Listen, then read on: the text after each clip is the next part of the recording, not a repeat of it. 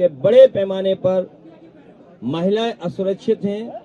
ये आंकड़े एनसीआरबी जो भारतीय जनता पार्टी की सरकार के दिए हुए आंकड़े हैं वही जनता के बीच में आ रहे हैं।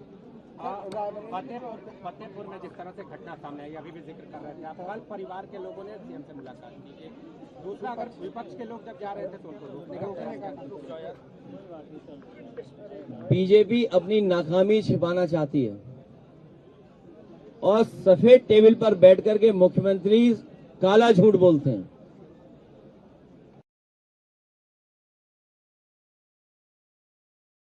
सच्चाई तो ये है कि सबसे ज्यादा उत्पीड़न, अन्याय और इस तरह की गंभीर घटनाएं उत्तर प्रदेश में लगातार हो रही हैं। न केवल घटनाएं हो रही हैं, भ्रष्टाचार की भी सभी सीमाएं टूट चुकी हैं।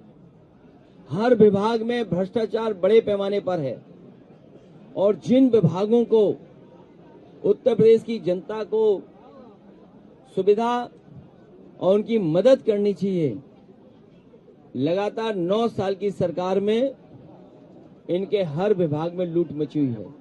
न स्वास्थ्य बेहतर चल रहा है, न शिक्षा के क्षेत्र में कोई बदलाव दिखाई दे रहा है। इसीलिए कल भी हम लोगों ने कहा कि जेपी लोकनायक जयप्रकाश जी ने जो आह्वान किया था संपूर्ण क्रांति का, वो इसीलिए किया था क्योंकि बड़े पैमाने पर बेकारी बढ़ी थी, भ्रष्टाचार बढ़ा था और प्रशासनिक जो लाभ जनता को मिलना चाहिए, न्याय, वो नहीं मिल पा रहा था। और सप्त क्रांति डॉक्टर राम मनोहर लोहिया दी, इस सरकार में सबसे ज्यादा नाइंसाफी हो रही है, सबसे ज्यादा असमानता बढ़ी है, सबसे ज्यादा गैर बराबरी बढ़ी है।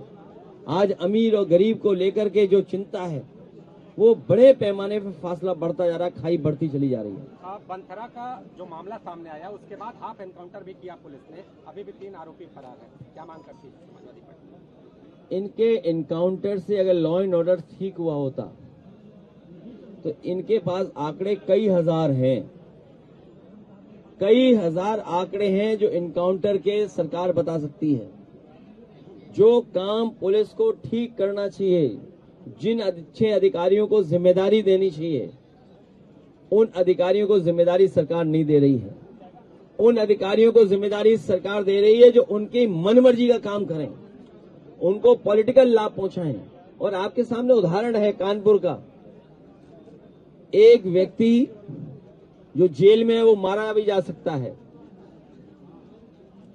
मैंने ये सदन में भी उठवाया था कि ये सरकार जेल में मार भी सकती है क्योंकि उसमें बड़े पैमाने पर अधिकारी फंस रहे हैं। बड़े बड़े अधिकारियों के आपस में खींचतान मची हुई है, बड़े लेवल के अधिकारियों में। जैसे कि मैं सो रहा हूं तो पिताजी को जगाना है मुझे, तो वो डायरेक्ट उठाने के बजाय, और हिंसा की परंपरा मेरे यहाँ नहीं थी सौभाग्य से, तो वो क्या करते थे कि उस कमरे में आ जाएंगे या बाहर से गुजरेंगे और चौपाई बोलेंगे, प्रात काल उठ गए रघुनाथा मात पिता गुरु नावही माता। कभी कभी मैं गुस्से में उठ करके अरे पापा चरण स्पर्श किया और सो गया। मैंने कहा अब मत उठाना।